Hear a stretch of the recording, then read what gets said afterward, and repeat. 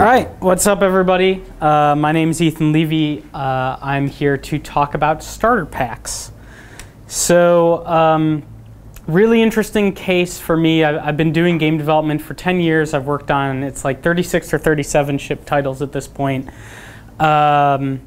I split my time right now between being a monetization design consultant, which I'm sure makes some of you hate me instantly, and then I'm also like an indie game developer. So like, just remember I'm doing the consulting so that I can spend the rest of my time literally carving the assets for my new game out of wood by hand. It's like, evil consultant, super indie game guy. These are some of the games I've worked on. I worked at 4 years at BioWare San Francisco, where I was the producer of Dragon Age Legends. Yeah, so that's me. And I just want to talk about one topic really quickly, which is starter packs. How many people are working on games with in-app purchases? Okay, decent amount. And how many people in the room hate games with in-app purchases? Not surprising. That's kind of what I find. And I'm not going to change your mind. I'm not here to change your mind or represent all free-to-play games or try and tell you that you're wrong. I think it's a very valid opinion to dislike in-app purchase games. But if you happen to be working on a game with in-app purchases, I implore you to please use starter packs. People pay me a lot of money to help them out with their free-to-play design, and this is one of the things I just say over and over and over again, and I'm going to just tell you why. So a lot of games, what you'll find is some sort of context-based upsell. I earn currency by playing. I spend that currency on stuff, and if I run out of currency, I'm asked to spend more. Here's a pick from NimbleQuest by NimbleBit. It's a context-based upsell. You do not have enough gems, sorry. And then it says, get gems and continue. Decent implementation. With some new legislation that's going to go into an effect in Britain, it's going to be very important to say buy gems, not get gems. If you're working on in-app purchases, make it very clear when someone is going somewhere they need to buy something. Start using that language. It's good design anyways, and now it's going to be legal design.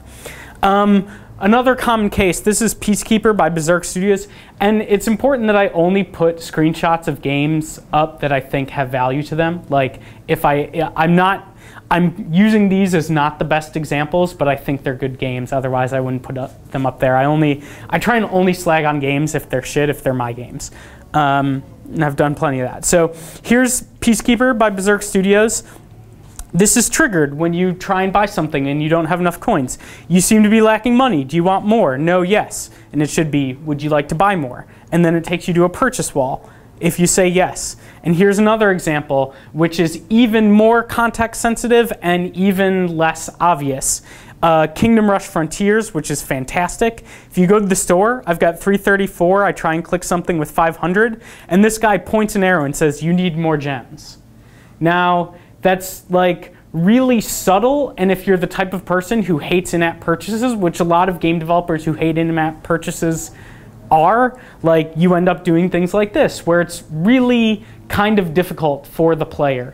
And the reason why I say starter packs are really important is my whole thing, if you work with me, the thing I say over and over again is make purchasing present. The problem with all three of those examples is they are context sensitive. They only happen when a player triggers an action because they tried to buy something without enough currency. And the issue is that when you play test these games, you will find very quickly that players are good at managing their currency. In general, they know they have 334 gems and they don't click the 500 gem button. So the reason that's a problem is that someone can go hours in your game without ever once being presented the opportunity to spend money, right? Like, they're loving your game, they're playing it for hours, and they don't ever see that the buy button even exists. So I'm gonna skip over this real quick just to explain like why it's important. Common pitfalls I see over and over. As I said, player overspends. Player doesn't know where the store is. This happens all the time because you don't teach them where the store is. They don't explore tabs in the store. They don't know what they can get by spending money, and they're scared off by over-aggressive tactics.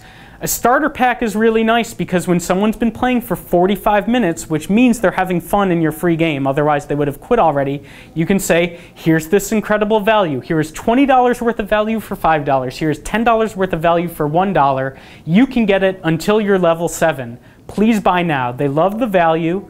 It's context sensitive. You've waited until they're like far enough in the game. You're not too aggressive with it. It's great for them and it's great for you. Thank you. Right on time. Oh. Right on time. Good job. Email me if you want me to look at your game for free. You're all indie developers here. I'll spend an hour on anybody's game for free.